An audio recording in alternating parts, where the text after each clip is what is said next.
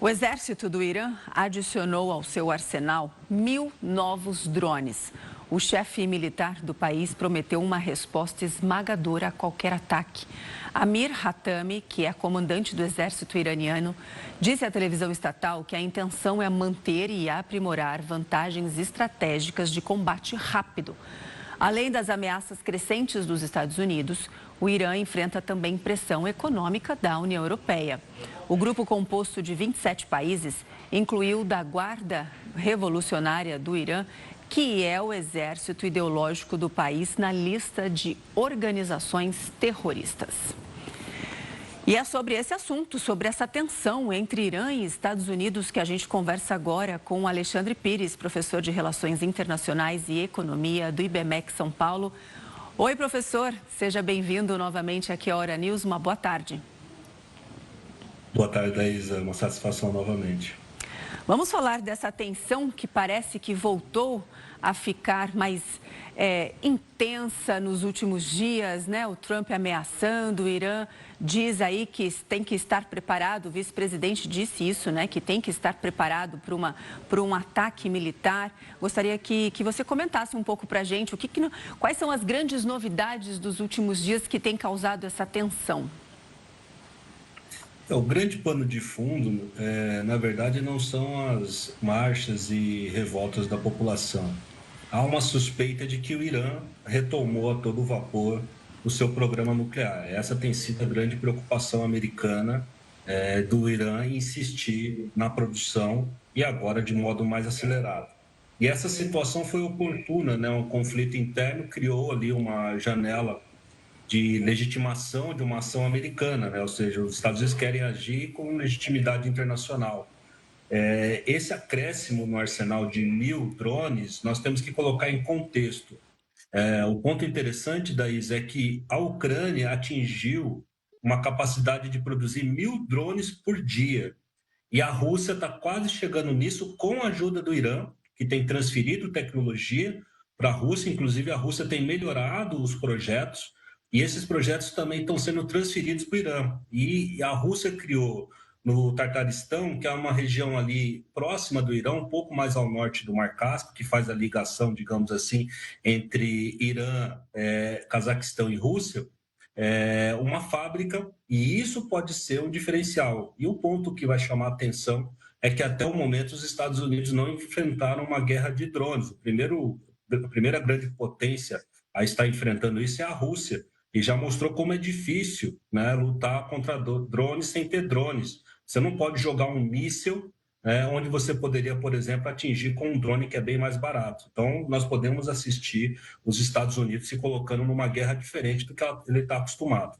Muito importante essa informação. Então, esses 1.000 drones afetaria o equilíbrio, vamos dizer assim, dessa tensão sobre um ataque dos Estados Unidos ao Irã? A grande preocupação que os americanos devem estar tendo agora é saber qual geração de drone que é, porque o Irã forneceu a primeira geração e começou a passar a tecnologia da segunda geração, que é movido a turbojato, né? Mas a Rússia já está desenvolvendo a terceira, a quarta e a quinta, inclusive com relatos de que já estão sendo testados na Ucrânia. Então nós temos que saber que 1.000 drones são esses, né? Ou seja, se eles são a primeira, a segunda que o Irã já dominava, ou se já são esses aperfeiçoados com motores mais potentes, capazes de carregar mais material explosivo. É isso que é a grande preocupação, porque velocidade e carga explosiva pode afetar a capacidade de defesa aérea, inclusive das embarcações americanas que estão indo e ficando estacionadas ali no Golfo Pérsico. Então, os Estados Unidos não estão tão preocupados, acho que, com o número de 1.000, porque eles sabem que 1.000 não é muita coisa num conflito.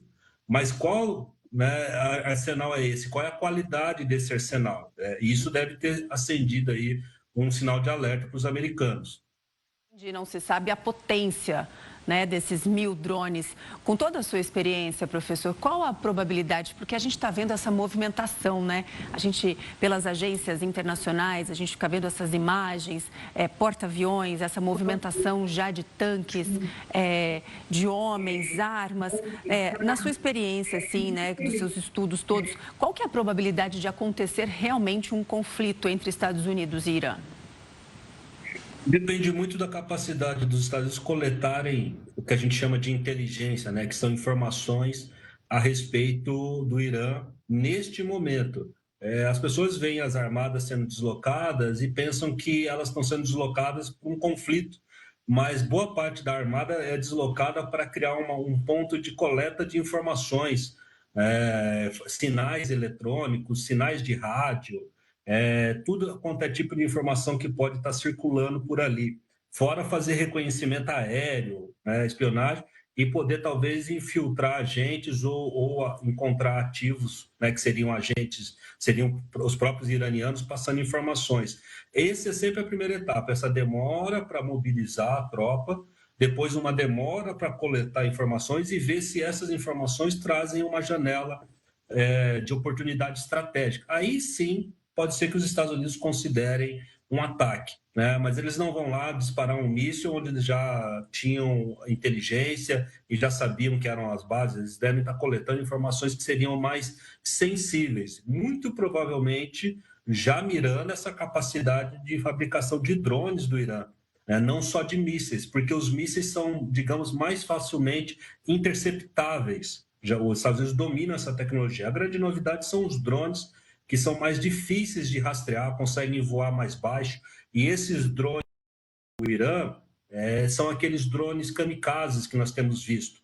São aqueles que mergulham, né? São quase que um meio de criar uma guerra psicológica, né? É assustador você ser um soldado e, de repente, um drone pode atingir você. É verdade. E, professor, quais são os impactos aí de um conflito entre Estados Unidos e Irã? Quais seriam os impactos, né, assim, que gerariam aí para a estabilidade do Oriente Médio e também para a economia global? Temos que lembrar que o Irã é um grande parceiro da Rússia. Inclusive, nesse conflito com a Ucrânia, o Irã tem sido uma figura importante. Sem a tecnologia do Irã, a Rússia demoraria muito para conseguir fazer drones. Então, isso vai fazer com que a Rússia se torne um fornecedor de drones, provavelmente para o Irã, sem que os Estados Unidos possam, com facilidade, cortar essa rota de fornecimento. Então, seria o que nós chamamos, em relações internacionais, que é uma guerra por procuração, né? Seria um conflito como se fosse contra a Rússia, muito parecido como tem sido o conflito na Ucrânia, né? É Rússia contra a OTAN, né? Que é a Aliança Militar do Norte.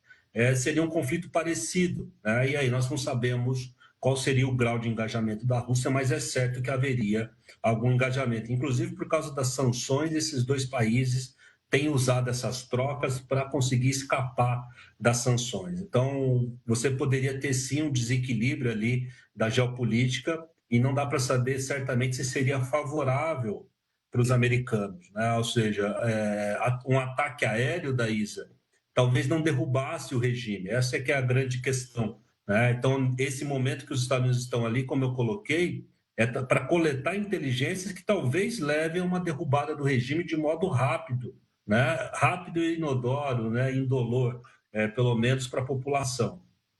Entendi. Vamos falar então sobre isso agora, então, professor. Assim, nós já estamos vendo aí essa movimentação dos Estados Unidos. Chegou um porta-aviões, não é mesmo?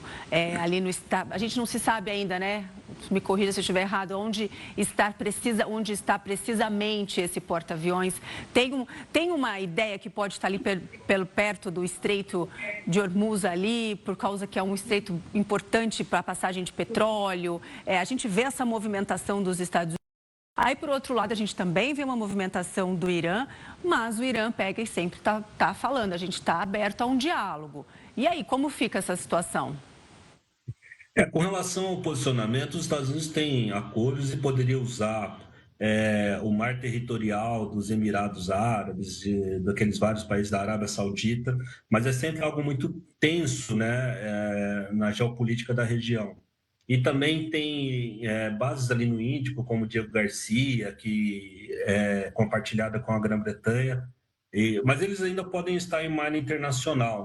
Eu também não tenho o posicionamento correto, mas nesse momento, né, toda essa frota ela vai se juntando de uma maneira mais estratégica e depois ela se posiciona de modo mais efetivo, porque o posicionamento, como você observou, né, ele é um grande trunfo estratégico, né, e já indica as intenções. Quanto mais próximo do Irã, mais rápido é o ataque americano e mais difícil é a resposta. Mas, por outro lado, um ataque iraniano também se torna mais rápido. Então, não é muito do interesse dos Estados Unidos se aproximarem demais do Irã, né? Porque a longa distância eles têm uma vantagem que o Irã não tem.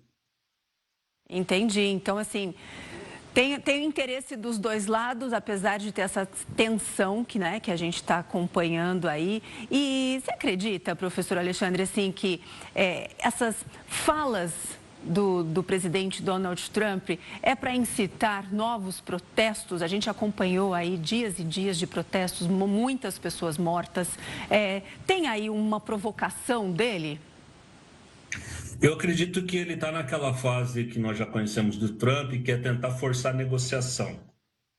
Então, ele faz todos esses gestos para ver se traz, né, o regime do Ayatollah para a mesa de negociação e consegue anunciar algum acordo, ou pelo menos um esboço de um acordo com o Irã, como se fosse, digamos, tentar criar uma reunião com os seus emissários e emissários iranianos. Esse é o ponto que nós estamos assistindo agora, já conhecendo a estratégia do Trump. Só que como ele coloca a frota ali, Daísa, então realmente existe a possibilidade militar, que foi o que aconteceu no caso da Venezuela, né? Ou seja, ele coloca e tenta negociar, se não conseguir negociar, surgindo uma janela de oportunidade estratégica, pode ocorrer um ataque. Talvez, claro, um ataque cirúrgico, provavelmente tentando decapitar o regime, ou seja, eliminar o Ayatollah, né? Acho que é mais difícil fazer uma captura do que foi na Venezuela, mas pode também fazer um ataque pontual, porque tudo indica que Israel, durante o conflito em Gaza e contra o Irã também naquele momento, eles tinham a localização do Ayatollah e poderiam ter assassinado. Quem proibiu, vetou essa saída foi o próprio Trump, né? Então, nós podemos estar assistindo esse momento de forçar o regime do Ayatollah a sentarem à mesa de negociações e se comprometerem de modo explícito e com acesso da Agência Internacional Nuclear, de que o programa não vai avançar. Inclusive, o que eu tenho sentido é que o Trump não quer nenhum programa nuclear, nem de uso, nem para fins civis. Você tocou no assunto aí da Venezuela, era exatamente esse ponto que eu queria chegar. A gente tem visto aí um modus operandi, vamos dizer assim, do presidente Trump. Manda um porta-aviões, aí começa a atacar ali a Venezuela, os petroleiros, depois foi lá e conseguiu capturar Nicolás Maduro. Você acredita que existe essa possibilidade? Assim, pelo menos está parecido o sistema que ele tem usado para pressionar o Irã. Existe essa possibilidade no Irã, mas, por exemplo, pegar o Ayatollah seria bem difícil, porque ele vive mais em bunkers, essas coisas?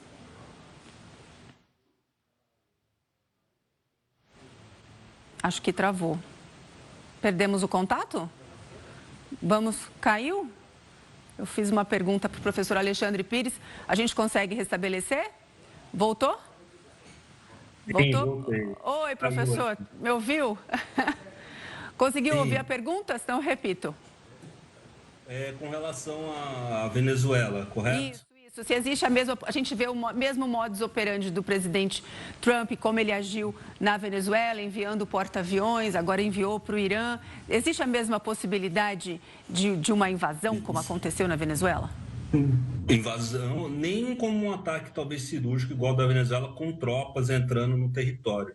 O Irã, ele tem um exército altamente treinado, não se compara com a Venezuela, tem tecnologia militar avançadíssima, né? Tem prontidão de combate, né? Tem treinamento para combate. Realmente é uma tropa, não são forças digamos, milicianas, ou seja, não são pessoas sendo conscritas, são soldados profissionais com muitas ações espalhadas pela Ásia. Então, é um contexto militar muito mais difícil, né? E com certeza as baixas para os americanos seriam muito maiores. O que eu acredito é realmente que os Estados Unidos podem fazer, como fizeram o ano passado, um ataque brutal com mísseis. Né? Isso sim. Ou seja, ou com Tomahawk saindo ali das embarcações, né? Ou usando também os bombardeiros B-2, e aí criando uma situação de negociação, né? Com as devidas proporções, mais ou menos o que aconteceu em Hiroshima e Nagasaki, né? Na Segunda Guerra, para forçar uma rendição, forçar uma capitulação, né? Ou seja, faz um ataque muito brutal, com base em inteligências muito bem coletadas, e aí enfraquece o regime a ponto deles sentirem a necessidade de negociar. Ou os militares do exército, lembrando, Daís, um ponto que as pessoas também, os telespectadores podem não saber, né? A Guarda Revolucionária é uma coisa, o exército iraniano é outra. Né? São duas forças militares distintas, né? Então você pode talvez provocar um golpe, digamos, uma reação do exército e fazer com que eles derrubem a Guarda Revolucionária, né? E o regime dos ayatolás. Esse é o grande ponto. Tá? Mas uma invasão mesmo, propriamente dita, seria uma carnificina e o Trump provavelmente entraria numa situação pior do que os outros governos entraram quando tínhamos ali o Afeganistão. Né? Então, eu acredito que não. A força iraniana é muitíssimo maior e a capacidade militar também do que era o da Venezuela. Agora, professor Alexandre, só para a gente explicar para quem está em casa, porque às vezes a gente fica falando dessa tensão entre Estados Unidos e Irã, mas para a gente entender, sabe, quais são os objetivos dos Estados Unidos ao pressionar, ameaçar o Irã? É esse plano, não é mesmo, nuclear que tem no Irã, esse esquema nuclear que está ali, ou tem outros interesses que a gente às vezes sabe pouco? Qual é a real intenção dos Estados Unidos ao pressionar e ameaçar, então, o Irã? Se o Irã atingir a capacidade nuclear militar, ou seja, ter uma bomba, praticamente o Irã vai se perpetuar enquanto o regime atual. E aí entra a questão que provavelmente você deve ter em mente: as reservas de petróleo iraniana, que são imensas, se tornam novamente, né, inalcançáveis para os Estados Unidos. Lembrando que até a Revolução Iraniana, né, as grandes empresas que exploravam ali, praticamente todas eram americanas. Então, essa enormidade de reservas de petróleo, né, continuariam distantes ali dos Estados Unidos, e aí a grande preocupação americana é que lentamente a China consiga acessar. Já existem os projetos da China, inclusive por meio de oleodutos, né, para conseguir extrair esse petróleo iraniano. Então, há uma corrida contra o tempo. De um lado é o programa nuclear e de outro é a China. Nós temos que lembrar que quando os Estados Unidos saíram do Afeganistão, no dia seguinte, a China entrou com uma aliança e uma parceria com o Talibã, né? Ou seja, praticamente foi a China que costurou aquela derrota humilhante dos americanos e já tem uma presença no Afeganistão, ou seja, no vizinho, né? Ou seja, é a ponte terrestre para acessar o território iraniano. Então, como bem você colocou aí na sua pergunta, existe uma teia de interesses e uma certa corrida contra o tempo. Nós temos visto que o Irã está se conectando cada vez mais com a Rússia e está se conectando cada vez mais com a China. E o petróleo deles pode vir a realmente abastecer esses regimes. E há uma enormidade de petróleo. Né? E, claro, os Estados Unidos não querem isso. Seria um diferencial estratégico para a China gigantesco. Né? A China praticamente resolveria o seu problema energético pelos próximos 50 anos. Professor Alexandre Pires, muito obrigada por todas as informações. Mais uma participação aqui no Hora News, explicando para a gente todos esses conflitos, essas relações internacionais entre os países. Muitíssimo obrigada. Eu volto sempre. Eu que agradeço. Obrigada.